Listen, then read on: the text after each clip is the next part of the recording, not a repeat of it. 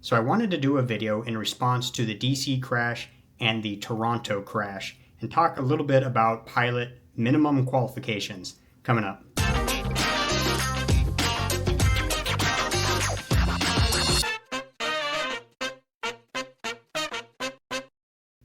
So if this is your first time to the channel, I am a bit of a do-it-yourselfer, although my videos tend to be scattered all over the place subject-wise, but I'm also a 767 pilot. So I wanted to give my input and respond to some of the things that are being said. I've seen Charlie Kirk say several things. I've seen Officer Tatum say several things. They're really big channels. They have a huge following and feel like they might be passing some things along that are incorrect or inaccurate because they just don't understand. So I want to start off with some of the things that Charlie Kirk said in his video. So the more likely explanation is that Donald Trump inherited a military full of people that never should have been helicopter pilots. Now, they say, oh, this person had a bunch of hours and they were just training. Why are you training near a civilian airport? If there is even a 1 in a million chance that something like this could happen, no, go into rural Pennsylvania and go do your training. And why are you doing it at night at twice the height that you're legally allowed to be? These questions we may never get the answer to. I certainly hope we will. But what is it, 67 people that were killed? 67 people? The deadliest air disaster in more than 2 decades. And what is very important for all of you in the audience to understand, this was not a plane malfunction. This was not like a Sully situation where Sully takes off and a bunch of birds go into the plane. This was something that happened to the aircraft. So it's not even an indictment of the safety of air travel, which some people say, oh, I'm never going to fly again over this. Well, I think that's actually a really irrational response. Instead, the question is, why is it that military helicopters at night are even getting close to civilian aircraft? To repeat, it was twice as high as it legally was allowed to and was up to 1 mile off course. Was warned, get away, get away, get away, nothing. Now, as we understand, the DC crash it sounded like the Black Hawk was doing a training flight, and Charlie Kirk said that the training flights should be taking place in the middle of nowhere where nowhere else, with nobody else around, and so on. And that's just not realistic. He thinks of them referring to it as a training flight as a student pilot going out there and having no experience flying and just learning the basics and not knowing what they're doing. And that is not accurate. But even as a student pilot with very few hours, I mean, I was within 20, 30 hours or whatever, and I was transitioning through Sky Harbor's airspace, which is not as busy as the DC area, not nearly as busy, but it's still a Bravo International Airport airspace. As a student pilot, I was transitioning that airspace. So again, he just doesn't understand that. Now, another aspect of that training comment, the training flight comment being out in the middle of nowhere, it happens all the time that you may be a passenger on a training flight. When we train for a specific aircraft type, say I was to get a job flying passengers and I needed to get type rated in the Boeing 737, the first time that I ever land that plane for real will be with passengers on board. It might be a scary thought to you, but we go through sim training and then we learn to fly the plane in the worst case scenario. Those sims, as we joke, those sims are notoriously unreliable. Something's constantly going wrong with it. It's losing an engine or it's got electrical malfunctions or stuff like that because they're training us in a worst case scenario so we know what to do, that when it happens in real life, we can react properly. There are many times that you are on a training flight, like it's called initial operating experience in the aircraft. You're on a training flight that you don't know you're on. So it happens all the time. Now, I have a lot of questions about that accident myself. If it was a training flight, that means there was an instructor on board or check airman or whatever they're designated. Why didn't they correct the person? Because it sounds like they were at the wrong altitude and off course. Why didn't they correct the mistakes of the person that were in training? It sounds like they could have had a different aircraft in sight. My other questions are ATC. If ATC saw that the Black Hawk was clearly not listening to instructions because the audio recordings kept saying, do you have them in sight? And then the Black Hawk pilots kept saying, request visual separation. When did it become apparent, or why didn't it become apparent to the ATC controller that they were clearly not staying clear and redirect one of those aircraft? Turn to a heading now, descend now, or anything like that. If I had to speculate, like I just put numbers on it, I would say that it was 96% the pilots in the Black Hawk, 3% ATC, and 1% the pilots in the CRJ. And I probably wouldn't even put it that high, because oftentimes those Black Hawks and military aircraft in general are on a different frequency when they're talking to controllers. So it was very unlikely, and I'm not positive myself, it was very unlikely that the CRJ pilots didn't even hear the Black Hawk on frequency. They didn't really know to look for that Black Hawk. Now, as pilots, we don't just listen to the instructions that they specifically give us. We are also listening to the instructions they're giving other pilots that are out there. So if they were on the same frequency, myself, I would be, hey, they're looking for us, I should be looking for them. Although they're not instructing us to look for them, I'm going to look for them, and I'm going to take corrective action if they are not doing their proper things, because that happens all the time. Like, that happened as a student pilot. That would happen to me all the time, that somebody else was not paying attention and flying right at me at the same altitude, and then I finally have to react or say something like, hey, do you see us? Oh, sorry. And then they finally turn. It's a particular school that's in the Phoenix Valley area. You probably know who you are. I don't like flying around you.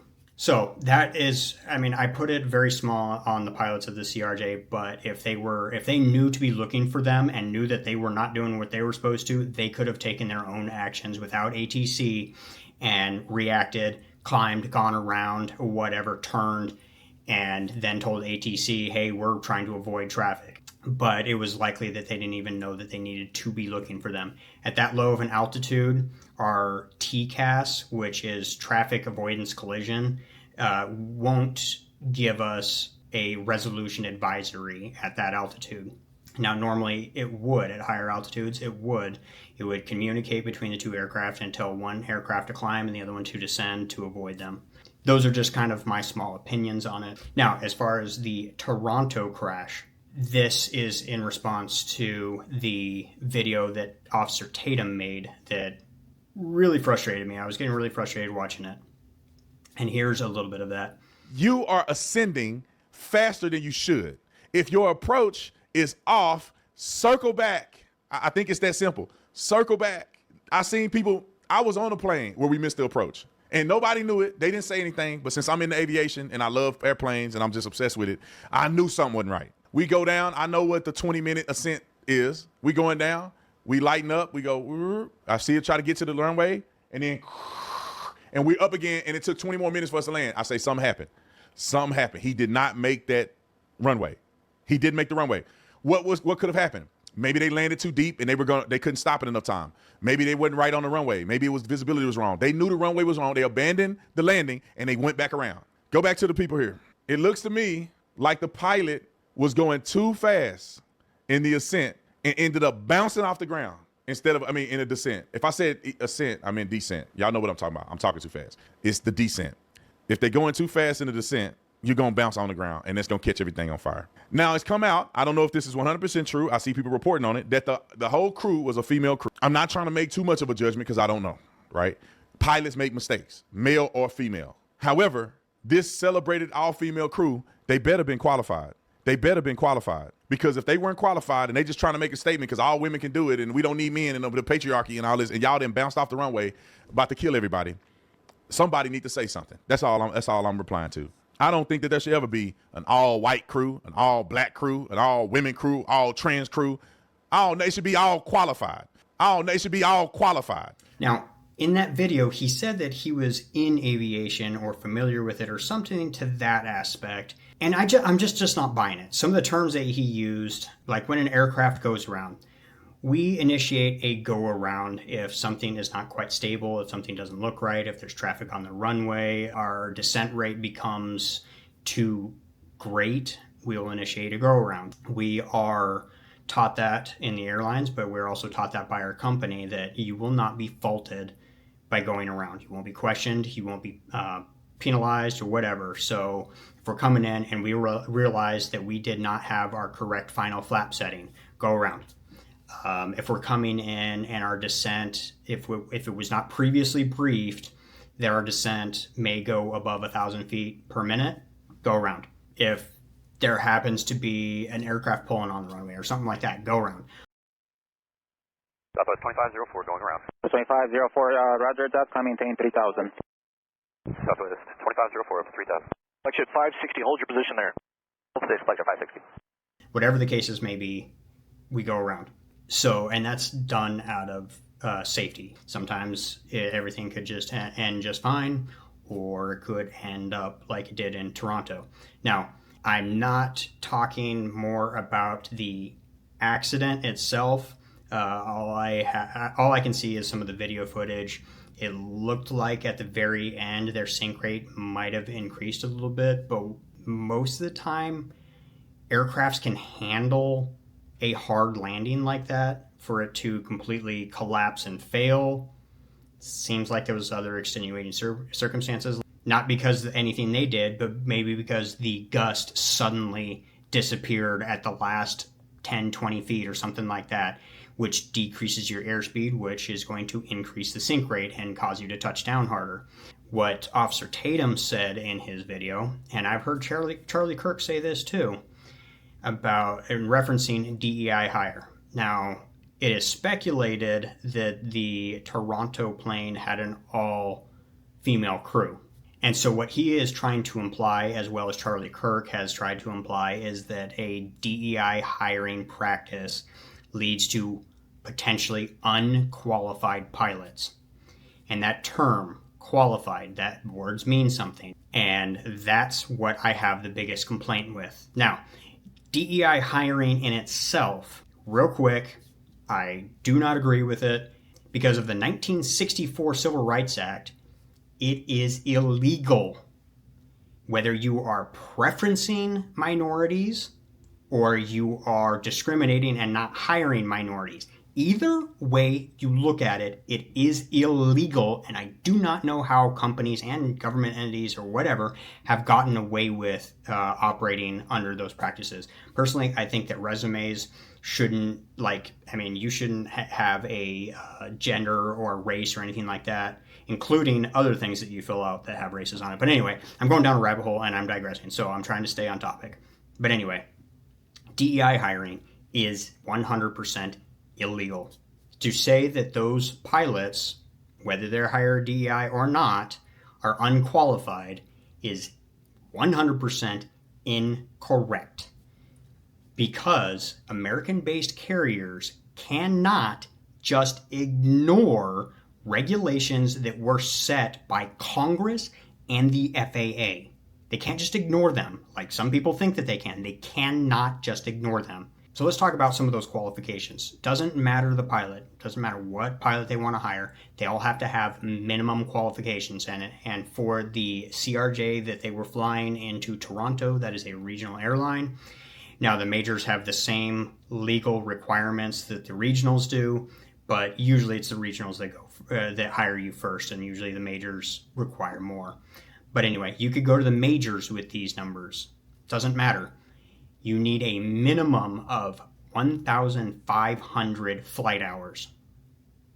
Now, I can get real technical, and those hours have to be in specific areas like cross country and what a cross country is, and night and day and all that type of stuff, and certain number of landings, blah, blah, blah. But I'm not going to get into that. And we're just going to use general 1,500 hours is required. You're going to have a commercial single engine license. You're going to have a commercial multi-engine license. And among other things, you also have to be IFR rated. And then once you have those 1,500 hours, then you can get your airline transport pilot certificate. Now, there are certain other ways that you can get an airline transport pilot's license, a restricted one below 1,500, and you can get one at 1,250 if you have if you did your flight training with an associate's degree program, or you can get a restricted ATP license at 1,000 hours if you did a 4-year degree or bachelor's degree with an associated flight training program. But again, those are restricted. Those aren't just unrestricted ATPs like you typically get at 1,500 hours. So you have to have 1,500 hours. You have to have an airline transport pilot certificate. You also have to have a type rating for that aircraft. So no matter who is on that flight deck, we have a minimum amount of hours that we must have. We have specific certificates that we must hold.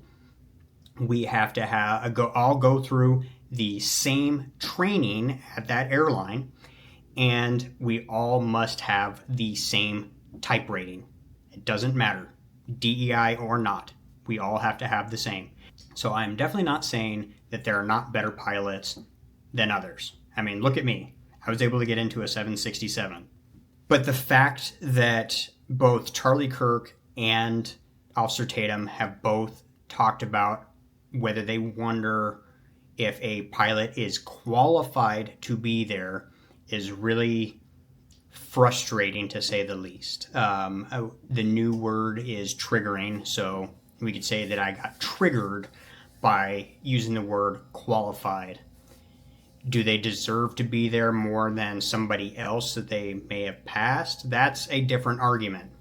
But to say that they are not qualified is incorrect and disingenuous. I have a big problem with it, and I really wish they would stop or change their wording. If they're going to argue against it, change your wording. Qualified is not the correct word to use. That is my argument. That's my rant.